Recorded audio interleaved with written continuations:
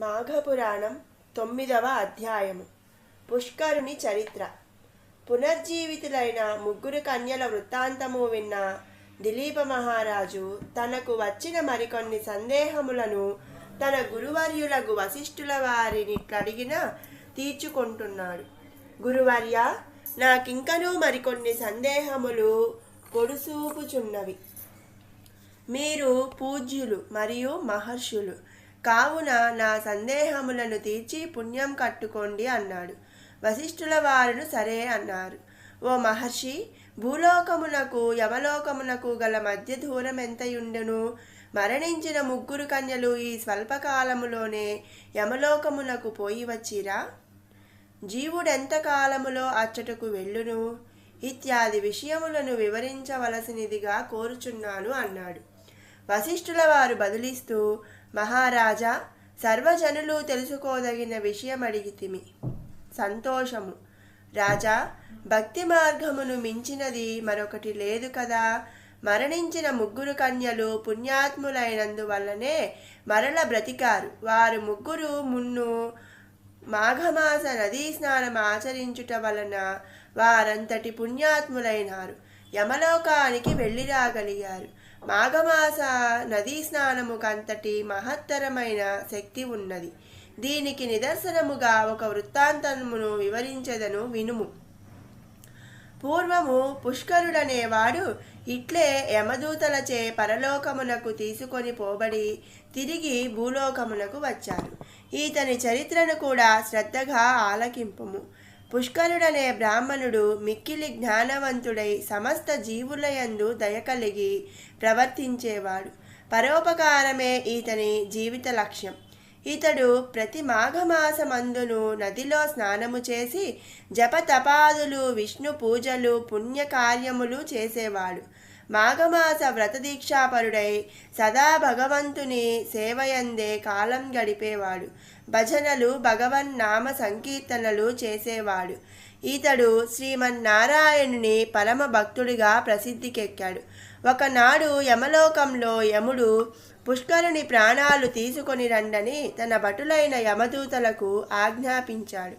యమకింకరులు సరేనని భూలోకమునకేతెంచి పుష్కరుని ప్రాణాలు తీసుకొని యమలోకానికి వెళ్ళి యమధర్మరాజు ముందు పుష్కరుని నిలిపి, ఏలిక, మీ ఆజ్ఞ ప్రకారం పుష్కరుని ప్రాణాలు తెచ్చాము.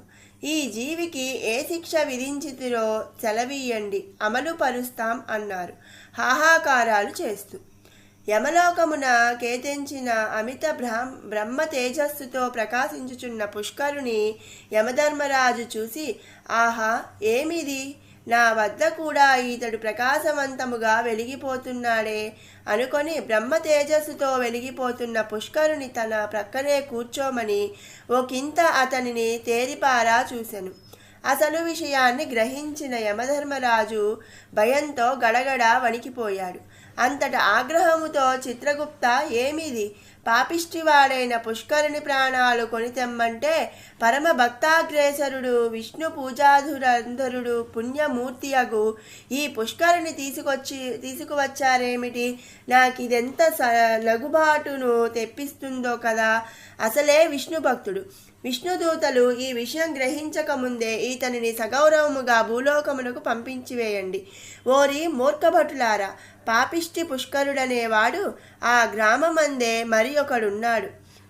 అతనిని తెమ్మంటే పుణ్యాత్ముడైన ఈ పుష్కరుని తెచ్చినారేమిరా?